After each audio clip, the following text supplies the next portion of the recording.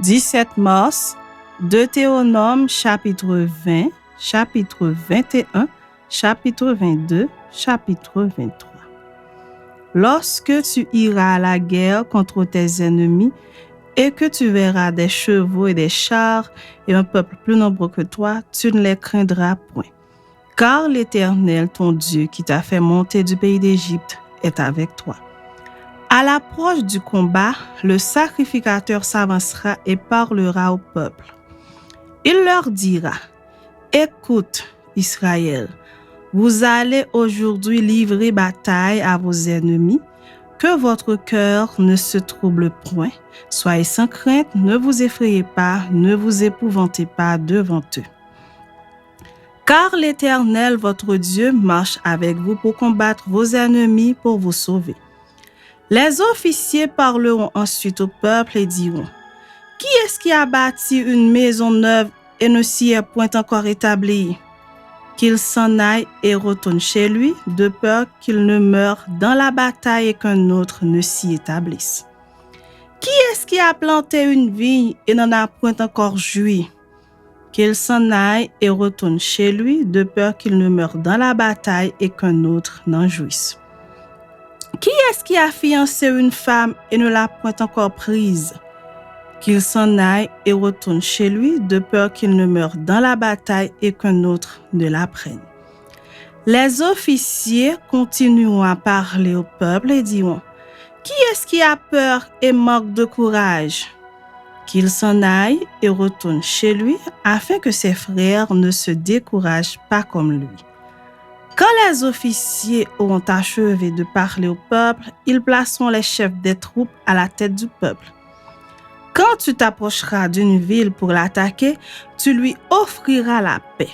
Si elle accepte la paix et t'ouvre ses portes, tout le peuple qui s'y trouvera te sera tributaire et asservi. Si elle n'accepte pas la paix avec toi et qu'elle veuille te faire la guerre, alors tu l'assiégeras.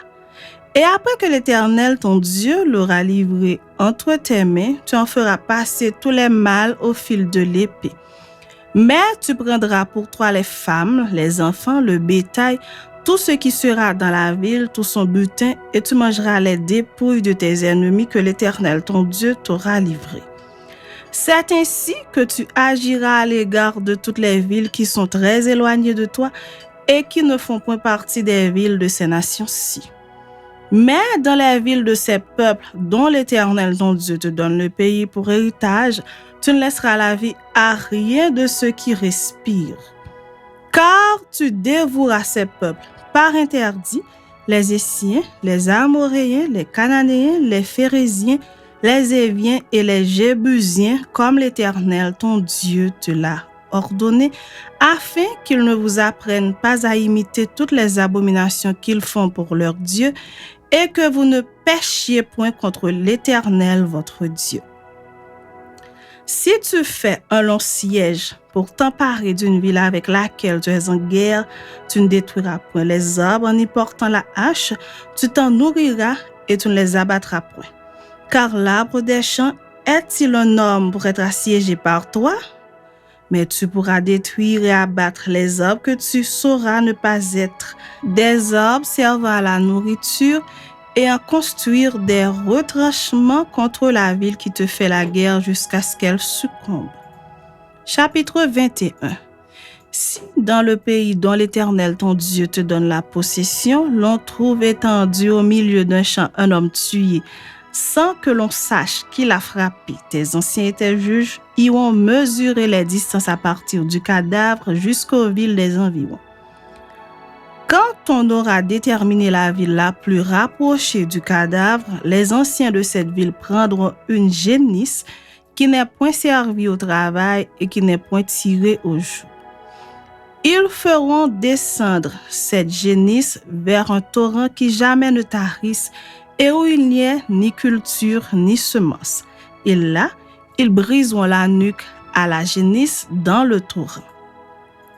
Alors s'approcheront les sacrificateurs, fils de Lévi, car l'Éternel, ton Dieu, les a choisis pour qu'ils le servent et qu'ils bénissent au nom de l'Éternel et ce sont eux qui doivent prononcer sur toute contestation et sur toute blessure. Tous les anciens de cette ville, la plus rapprochée du cadavre, lavent leurs mains sur la génisse à laquelle on a brisé la nuque dans le tour.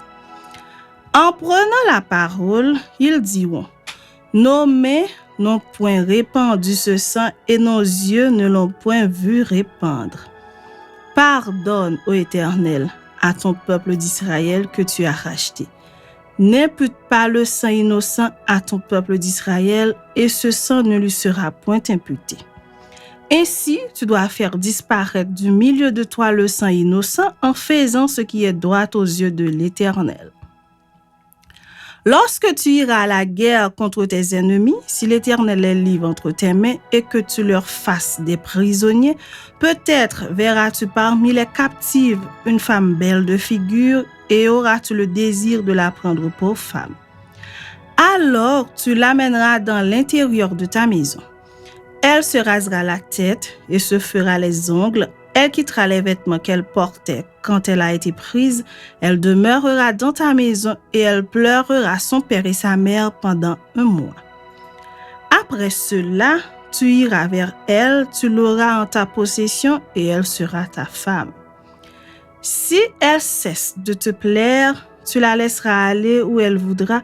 Tu ne pourras pas la vendre pour de l'argent ni la traiter comme esclave parce que tu l'auras humiliée.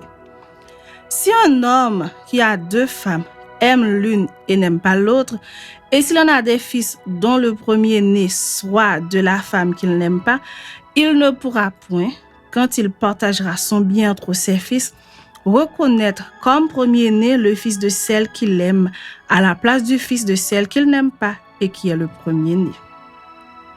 Mais il reconnaîtra pour premier-né le fils de celle qu'il n'aime pas et lui donnera sur son bien une portion double. Car ce fils est les prémices de sa vigueur, le droit d'aînesse lui appartient.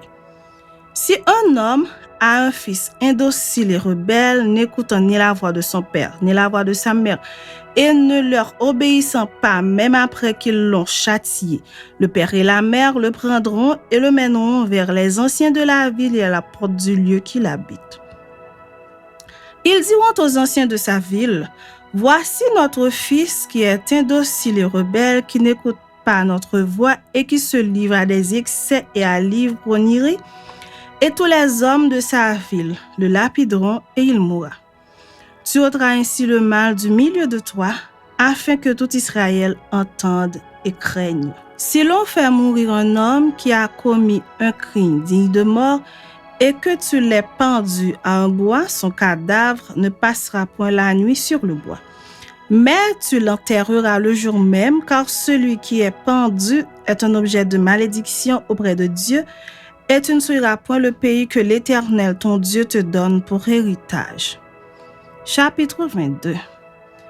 Si tu vois s'égarer le bœuf ou la brebis de ton frère, tu ne t'en détourneras point, tu les ramèneras à ton frère. Si ton frère n'habite pas près de toi et que tu ne le connaisses pas, tu recueilleras l'animal dans ta maison et il restera chez toi jusqu'à ce que ton frère le réclame. Et alors, tu le lui rendras. Tu feras de même pour son âne, tu feras de même pour son vêtement, tu feras de même pour tout objet qu'il aurait perdu et que tu trouverais. Tu ne devras point t'en détourner. Si tu vois l'âne de ton frère ou son bœuf tomber dans le chemin, tu ne t'en détourneras point, tu l'aideras à le relever. Une femme ne portera point un habillement d'homme et un homme ne mettra point des vêtements de femme. Car quiconque fait ces choses est en abomination à l'Éternel, ton Dieu. Si tu rencontres dans ton chemin un nid d'oiseau, sur un arbre ou sur la terre avec des petits ou des œufs, et la mère couchée sur les petits ou sur les œufs, tu ne prendras pas la mère et les petits, tu laisseras aller la mère et tu ne prendras que les petits, afin que tu sois heureux et que tu prolonges tes jours. Si tu bâtis une maison neuve, tu feras une balustrade autour de ton toit afin de ne pas mettre du sang sur ta maison dans le cas où il en tomberait quelqu'un. Tu ne sèmeras point dans ta vigne diverses semences, de peur que tu ne jouisses ni du produit de ce que tu auras semé, ni du produit de la vigne. Tu ne laboureras point avec un bœuf et un âne attelés ensemble. Tu ne porteras point un vêtement tissé de diverses espèces, de fil, de laine et de lin réunis ensemble. Tu mettras des franges aux quatre coins du vêtement dont tu te couvriras. Si un homme qui a pris une femme et est allé vers elle, éprouve ensuite de l'aversion pour sa personne, s'il lui impute des choses criminelles et porte atteinte à sa réputation en disant « J'ai pris cette femme, je me suis approché d'elle, je ne l'ai pas trouvée vierge », alors le père et la mère de la jeune femme prendront les signes de sa virginité et les produiront devant les anciens de la ville à la porte. Le père de la jeune femme dira aux anciens « J'ai donné ma fille pour femme à cet homme et il l'a prise en aversion. » Il lui impute des choses criminelles en disant « Je n'ai pas trouvé ta fille vierge. Or, voici les signes de virginité de ma fille. » Et ils déploieront son vêtement devant les anciens de la ville. Les anciens de la ville saisiront alors cet homme et le châtieront. Et parce qu'il a porté atteinte à la réputation d'une vierge d'Israël, ils le condamneront à une amende de 100 cycles d'argent qu'ils donneront au père de la jeune femme. Elle restera sa femme et il ne pourra pas la renvoyer tant qu'il vivra. Mais si le fait est vrai, si la jeune femme ne s'est point trouvée vierge, on fera sortir la jeune femme à l'entrée de la maison de son père. Elle sera lapidée par les gens de la ville et elle mourra parce qu'elle a commis une infamie en Israël en se prostituant dans la maison de son père. Tu ôteras ainsi le mal du milieu de toi. Si l'on trouve un homme couché avec une femme mariée, ils mourront tous deux, l'homme qui a couché avec la femme et la femme aussi. Tu ôteras ainsi le mal du milieu d'Israël. Si une jeune fille vierge est fiancée et qu'un homme la rencontre dans la ville et couche avec elle, vous les amènerez tous deux à la porte de la ville, vous les lapiderez et ils mourront, la jeune fille pour n'avoir pas crié dans la ville et l'homme pour avoir déshonoré la femme de son prochain. Tu ôteras ainsi le mal du milieu de toi. Mais si c'est dans les champs que cet homme rencontre la jeune femme fiancée, lui fait violence et couche avec elle, l'homme qui aura couché avec elle sera seul puni de mort. Tu ne feras rien à la jeune fille. Elle n'est pas coupable d'un crime digne de mort, car il en est de ce cas comme de celui où un homme se jette sur son prochain et lui ôte la vie. La jeune fille fiancée que cet homme a rencontrée dans les champs a pu crier sans qu'il y ait eu personne pour la secourir. Si un homme rencontre une jeune fille vierge non fiancée, lui fait violence et couche avec elle et qu'on vienne à les surprendre, l'homme qui aura couché avec elle donnera au père de la jeune fille 50 cycles d'argent et parce qu'il l'a déshonorée, il la prendra pour femme et il ne pourra pas la renvoyer tant qu'il vivra. Nul ne prendra la femme de son père et ne soulèvera la couverture de son père. Chapitre 23. Celui dont les testicules ont été écrasés ou l'urètre coupé n'entrera point dans l'assemblée de l'Éternel. Celui qui est issu d'une union illicite n'entrera point dans l'assemblée de l'Éternel.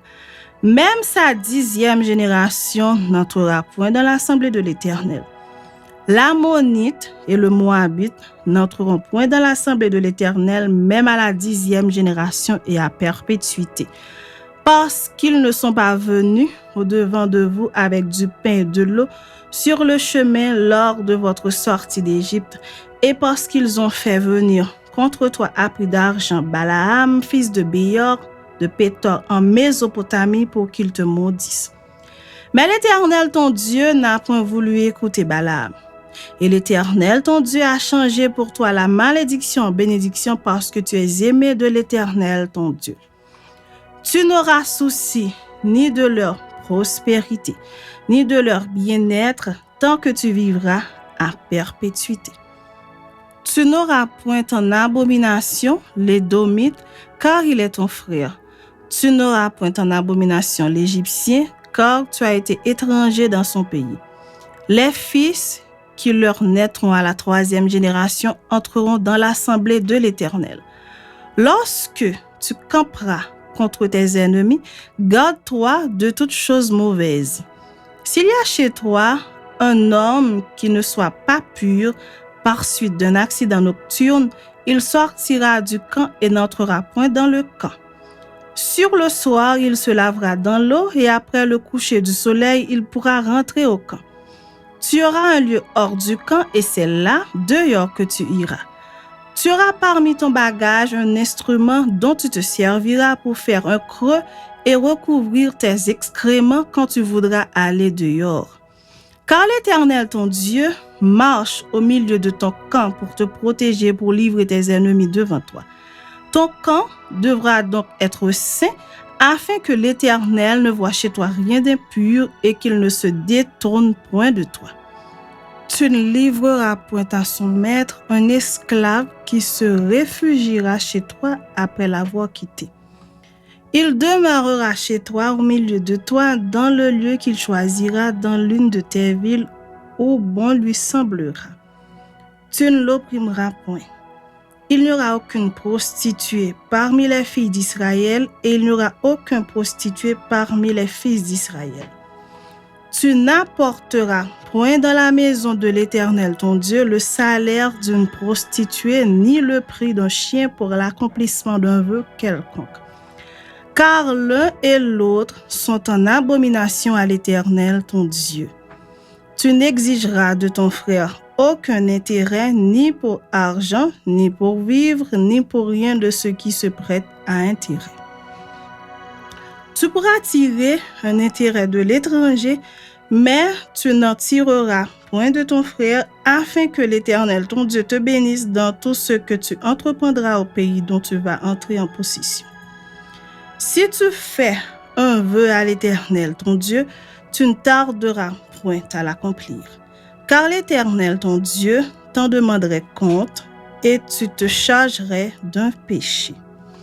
Si tu t'abstiens de faire un vœu, tu ne commettras pas un péché. Mais tu observeras et tu accompliras ce qui sortira de tes lèvres. Par conséquent, les vœux que tu feras volontairement à l'Éternel ton Dieu et que ta bouche aura prononcés. Si tu entres dans la vigne de ton prochain, tu pourras à ton gré manger des raisins et t'en rassasier, mais tu n'en mettras point dans ton vase. Si tu entres dans les blés de ton prochain, tu pourras cueillir des épis avec la main, mais tu n'agiteras point la faucille sur les blés de ton prochain.